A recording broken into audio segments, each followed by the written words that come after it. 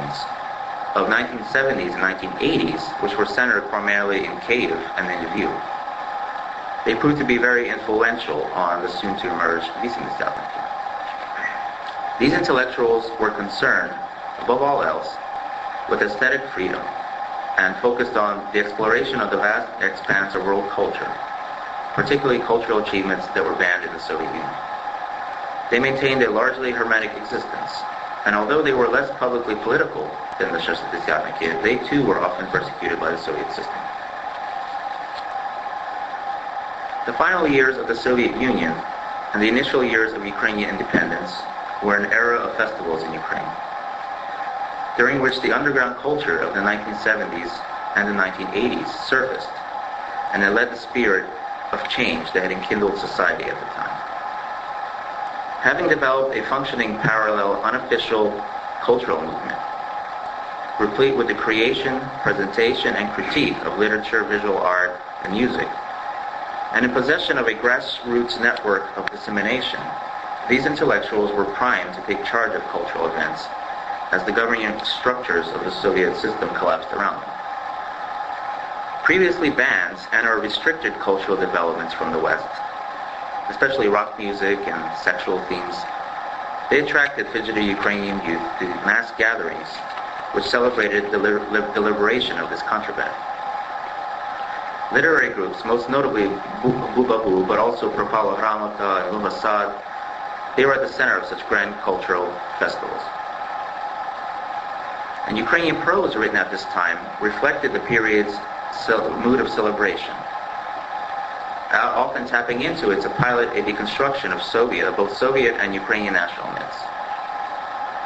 And in such literary works, a Ukrainian intellectual, the protagonist in a work of prose, was often presented as being an enchanting performer or a mover of masses. Such a literary hero is undoubtedly best represented in the prose of Yuri Andryczyk, particularly in his third novel, Perversion. That novel's chief protagonist, the Ukrainian poet Stanislav Perfetsky, represents Ukraine during a gathering of intellectuals at a Venice conference in the final years of the 20th century. The central cultural event of this conference is a presentation of an opera entitled Orpheus in Venice. As the opera is being staged, Perfetsky transforms from being its spectator to acting as one of its performers. While trying to escape a subsequent attempt to assassinate him, Perfetsky, this Ukrainian poet, he swings on a rope like a musketeer. He lands on stage during production and assumes the stage role of Orpheus. Andrychyk's Ukrainian intellectual is charming, is witty, he's multi-talented, and he's quite deleterious. The author provides numerous opportunities for other characters to express their awe as they watch and or listen to him. For example, the opera production in which Perfetsky had performed is later reviewed in a Venice newspaper, and that's the first handout you have there. So this is from the newspaper. This is a review of the opera. The appearance on stage of a little-known novice in the role of Orpheus at first gave birth to a certain skeptical misunderstanding among the exacting audience.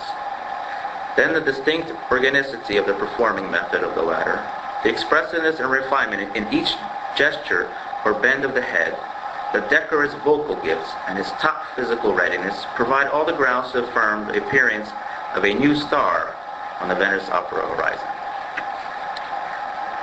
The myth of Orpheus complements nicely this crowd-wooing artist that center Andrychyk's prose, and the myth is often referenced by the author in his writings.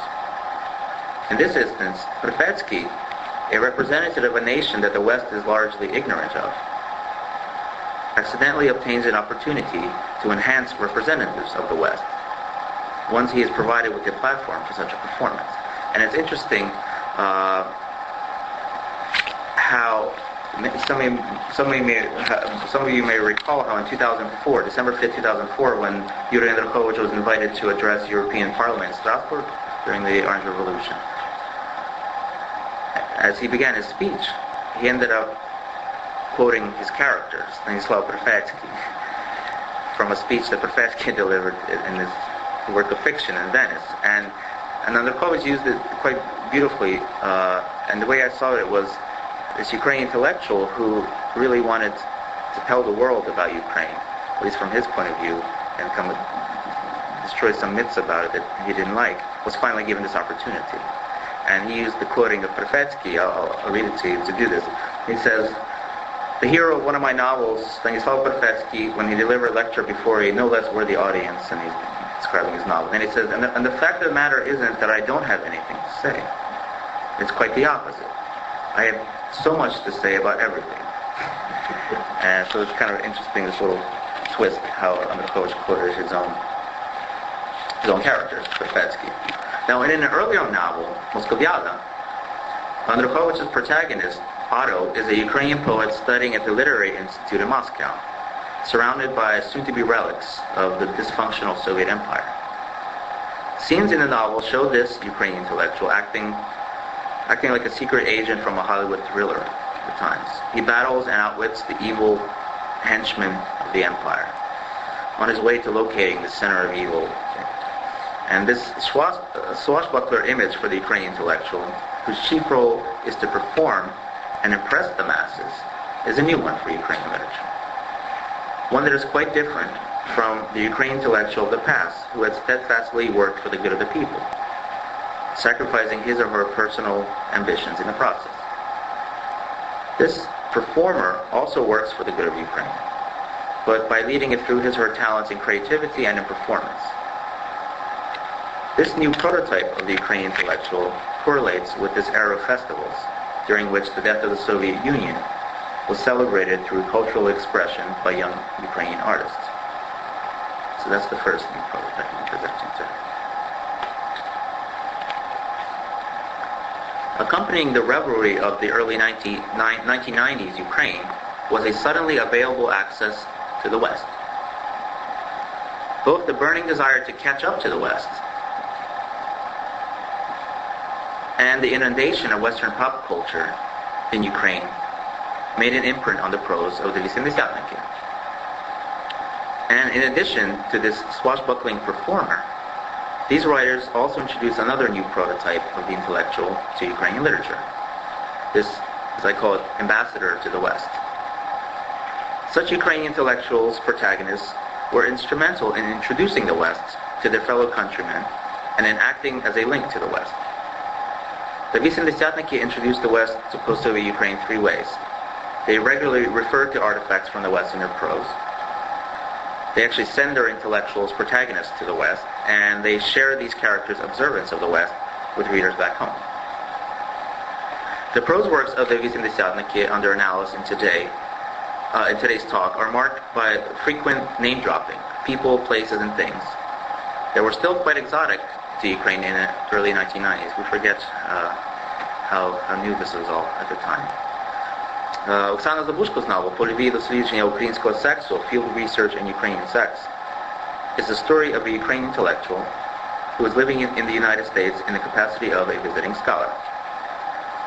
Consequently, academic and cultural institutions, such as the Kennan Institute in Washington, the Chicago Art Institute, the Penn Club, they're mentioned throughout the novel. Andryczyk's novels, in their frequent lists, people have read Andryczyk, he's very fond of using lists. He often provides a sampler of Western cultural figures and products. Tom Waits, the singer Tom Waits, the erotic French film Emmanuel 4, they're all in the same lists. And a myriad of slang terms in various Western European languages. Yuri Izrik's novel, "What's It?" contains many references to Western high and pop cultural phenomena, including those made to Western rock bands such as King Crimson, the Velvet Underground, and Queen, as well as to their Eastern European counterparts like Mana and Plastic People of the Universe. One part of the novel includes a lengthy list of cliched images associated with various places in the world, mostly. And this is the second excerpt on your handout.